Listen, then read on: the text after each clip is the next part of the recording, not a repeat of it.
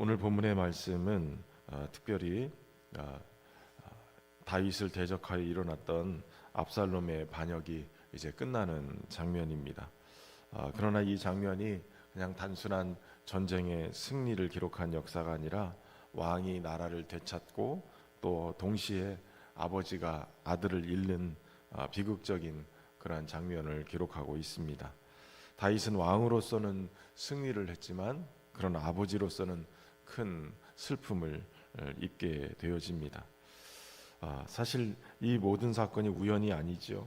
하나님께서 나단 선지자를 통해서 말씀하셨던 이 죄에 대한 징계가 절정에 이르는 순간입니다. 압살롬의 반역이 이제 실패로 끝나고 왕이 이를 다시 회복하지만 다윗의 이 마음은 슬픔으로 무너져 내립니다. 죄의 결과의 모습이 얼마나 무서운지를 보여주고 동시에 또 죄인을 향한 아버지의 마음, 또 하나님의 긍휼을 오늘 본문을 통해서 살펴볼 수가 있습니다. 몇 가지 말씀을 통해 은혜를 나누려고 합니다. 하나님의 일은 사람의 힘이 아니라 하나님의 손으로 이루어진다는 것을 오늘 살펴볼 수 있습니다. 다윗은 군대를 세 때로 나누게 됩니다. 요압과 아비새 그리고 이때에게 세 부류를 3분의 1씩 나눠서 전쟁을 치르게 하는데 자신도 전쟁에 나가려고 하지만 백성들이 반대를 하죠. 왕은 10,000명보다 귀합니다. 모든 대적자들이 왕을 치려고 할 텐데 왕은 머물러 계시라고. 그래서 결국은 다윗은 성문 곁에 머물고 군대를 보내게 되는 거예요. 그런데 오늘 본문에 그렇게 해서 전쟁을 치르고 있는데 그 8절에 보면 성문 그날의 수풀에서 죽은 자가 칼에 죽은 자보다 더 많더라. 20,000명 정도 되는 희생자를 낳게 됐는데 칼에 죽은 자보다 수풀에 죽은 자가 많다. 그 얘기는 그곳이 에브라임 숲이었는데 험한 골짜기, 나무 그리고 늪지, 낭떠러지 뭐 이런 것 때문에 군사들이 도리어 칼이 아니라 환경 때문에, 자연 환경 때문에 목숨을 잃게 되어졌다는 거예요.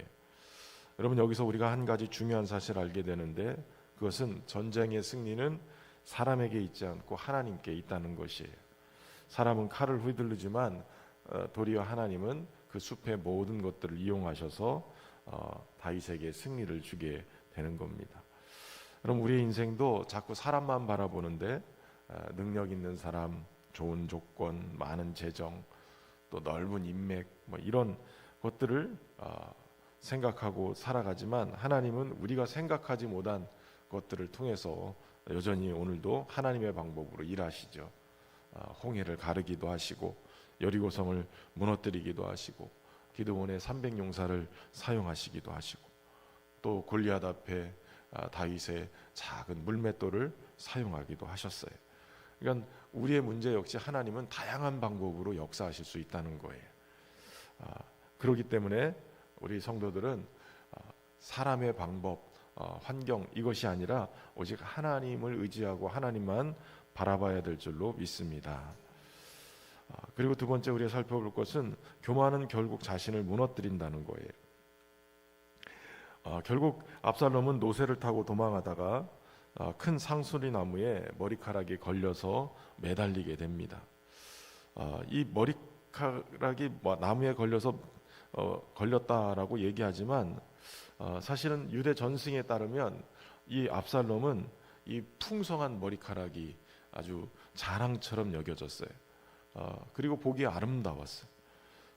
그래서 사실은 머리카락이 나무에 걸리면 그러면 그것을 본인이 이렇게 칼로 자르든지 뭘 어떻게 해서 내려올 수도 있었을 텐데 그런데 이 압살롬의 머리카락은 본인의 자랑거리이기도 하고 그것이 또 백성들에게 또 칭찬받고 어찌 보면 인정받는 어떤 도구처럼 여겨졌어요.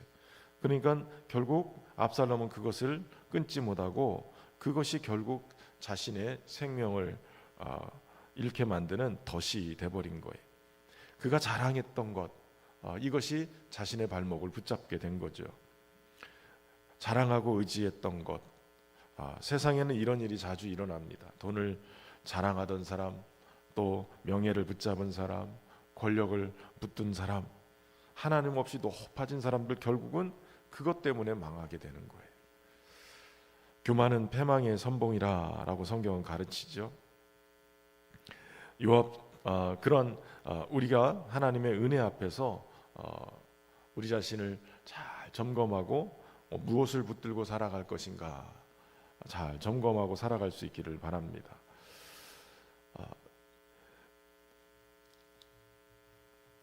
지금 이 머리카락이 걸린 그러한 압살롬의 이 모습을 한 병사가 발견합니다. 그리고 요압에 가서 이것을 보고하게 되죠. 그런데 왜 네가 죽이지 않았느냐라는 말을 듣고 그가 얘기를 하는 거예요.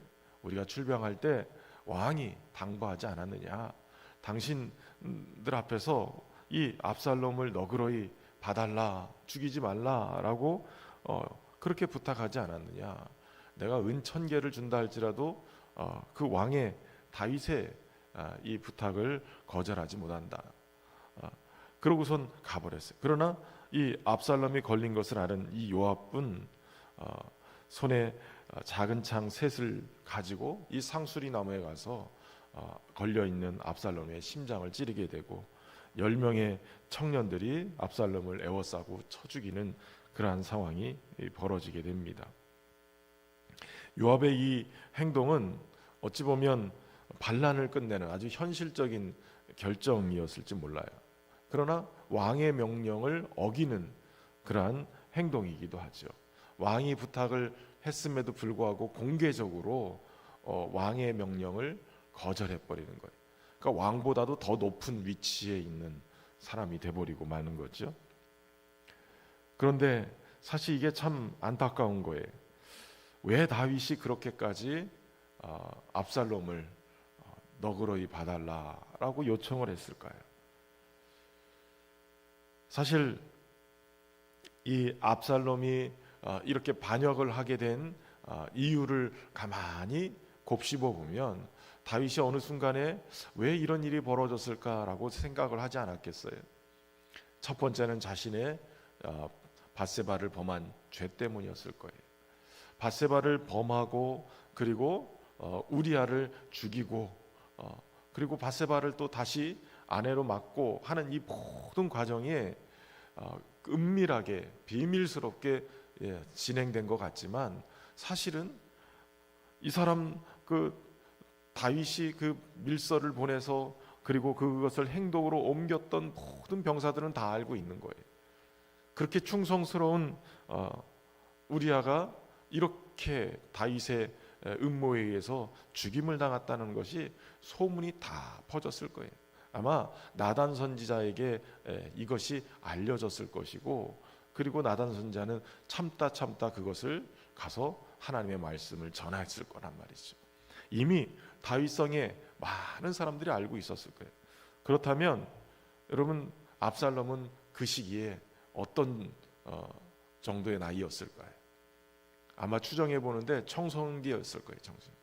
청소년기에 부모의 죄가 온 세상에 다 알려져 있을 때 이 압살롬은 그것 때문에 아파할 수밖에 없는 거예요. 굉장히 고통스러운 시간을 보낼 수밖에 없었을 거예요. 그리고 더 나아가서는 바로 누이 다말이 그렇게 성추행을 당했을 때 아버지가 그것 때문에 가만히 암놈을 벌하지 않은 것 때문에 고통스러운 시간을 또 보내게 되고 그것을 또 압살롬을 다시 불러와서도 또 압살롬을 보지 못하고 멀리 하고 있는 그 아버지의 모습 속에서 바로 이 압살롬의 반역이 일어났다라는 것을 다윗은 깨닫게 되는 거예요. 결국 이 압살롬의 이 이야기는 자신이 지은 죄, 자신이 아버지로서의 신실함을 지키지 못하고 또 압살롬을 보듬지 못한 그런 것 때문에 이렇게 됐다라고 다윗은 생각했을 거예요. 그래서 압살롬을 너그러이 대하라. 압살롬을 해하지 말고 내게 데려와라 라고 얘기했을 때는 지금 다윗이 아들과 이 맺혔던 이 원한 오해됐던 여러 가지 것들 뭐 이런 것들을 풀 수 있는 기회를 달라는 소리였던 거예요. 그런데 지금 요압은 그 말을 무시하고 아버지의 마음을 무시해버리고 지금 압살롬을 죽여버린 거죠. 압살롬은 생전에 자신의 이름을 남기려고 기념비를 세웠어요. 내게 아들이 없기 때문에 내 이름을 누가 기억하겠는가? 그 얘기는 얼마든지 본인이 아들을 낳을 수 있는 그러한 것을 끊어버리고 나는 혼자 살겠다고 작정했던 그러한 모습이었을 거예요. 그러니까 결국 지금 이 상처가 압살롬에게 얼마나 큰지를 보여주고 있는 거죠. 자신의 이름을 남기려고 했던 그 위에 자신은 그저 돌무더기만 남는 상황이 벌어졌어요. 하나님의 이 심판이 사실은 압살롬에게 내린 것 같지만 여전히 이것은 다윗에게 심판이 내려진 거예요. 승전 소식을 전하고 또 압살롬의 죽음을 전했을 때 오늘 본문은 왕의 마음이 심히 아파, 다윗의 마음이 심히 아팠다라고 얘기해요. 그리고 부르짖는 거예요. 내 아들 압살롬아, 내 아들 압살롬아, 차라리 내가 너를 대신해서 죽었으면 좋겠다. 압살롬 내 아들아, 내 아들아. 얼마나 통곡하면서 하는 거예요. 엄청난 슬픔을 고백하고 있는 거예요. 미국에서 1900년대 후반에 한참 이렇게 운동처럼 일어났던 게 있어요. 프라미스 키퍼라는 운동인데 그것은 바로 미국의 남자들, 가장들, 우리가 하나님의 언약 앞에서 우리의 삶을 돌아보고 신실함을 지키자, 회개하고 돌아오는 그런 운동이었어요. 저 올림픽 경기장 같은 큰 스테디움에서 전국을 돌아다니면서 집회를 하는데 그 모습 속에서 남자들이 회개하고 돌아오는 거예요. 우리가 남자의 역할, 아버지의 역할, 남편의 역할, 다시 하나님의 말씀 앞에 돌아가서 회개하고 세워져야 된다. 그러면서 그 회개 운동이 일어났고 우리나라에도 그것이 한동안 일어났던 때가 있었어요. 하나님의 말씀 앞에서 압살롬을 향한 이 아버지 다윗의 애틋한 마음이 사실은 압살롬을 만나서 아버지를 용서해라, 아버지가 잘못했다, 어떤 관계를 풀어낼 수 있는 기회가 주어졌으면 했을 텐데 이것이 그렇지 못하고 압살롬을 보내는 그 모습 속에 다윗은 슬퍼한 거예요. 여러분, 때로는 우리에게 잘못을 바로잡고 회개하고 용서를 구할 수 있는 시간이 무한대 주어지지 않을 수 있어요.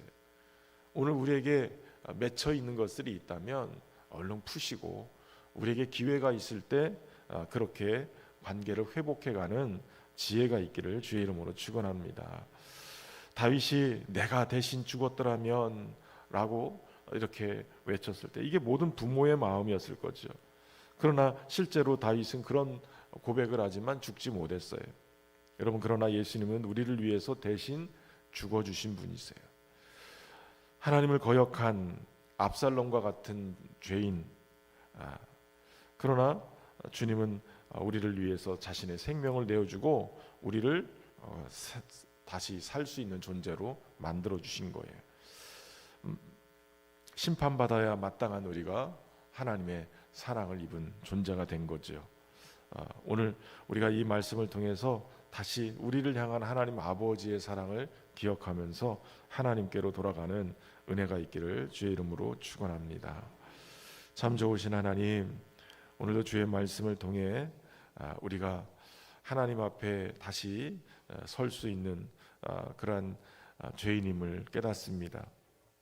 하나님, 우리의 관계와 상황들 무너진 곳에 하나님 멈춰 있지 말고 다시 회개하고 화해하고 돌이켜 하나님의 은혜 안에서 관계를 회복해가는 역사가 있기를 소망합니다. 하나님 함께 해주셔서 오직 교만을 내려놓고 하나님의 인도하심과 하나님의 선하심을 따라 사는 우리 모두가 되게 하여 주옵소서. 특별히 우리의 다음 세대들, 우리의 자녀 세대들이 부모의 잘못된 모습을 통해서 상처받지 않게 하시고 또 아파하는 우리 청소년들이 주께로 다시 돌아오는 은혜가 있도록 기회를 허락하시고 회복하여 주옵소서. 무엇보다도 부모와 자녀의 간에 그 아픈 상처들을 하나님 치료하여 주시고 주님 은혜 안에서 건강한 가정을 회복해 갈 수 있도록 우리 성도들의 가정을 돌보시고 인도하여 주옵소서. 무엇보다도 이번 주부터 또 이번 주에 우리 청소년부 여름 수련회가 진행이 됩니다. 우리 청소년들을 붙잡아 주시고 하나님 이 기회를 통해 하나님을 깊이 만나는 은혜가 있도록 축복하여 주옵소서. 주의 성령께서 모든 프로그램과 또 강사들 하나님 붙잡아 주셔서 하나님 말씀 안에서 은혜 받고 주님을 깊이 경험할 수 있도록 축복해 주옵소서. 상처가 치유되고 회복되게 관계가 회복될 수 있도록 은혜 베풀어 주옵소서. 정성을 다한 귀한 예물 올려드립니다. 은혜 가운데 함께해 주셔서 기도 제목도 담았사오니 저들의 소원이 하나님의 뜻 안에서 이루어지는 은혜가 있도록 축복해 주옵소서. 주의 평강으로 오늘도 우리의 삶 가운데 함께 하시기를 예수님의 이름으로 기도합나이다. 아멘.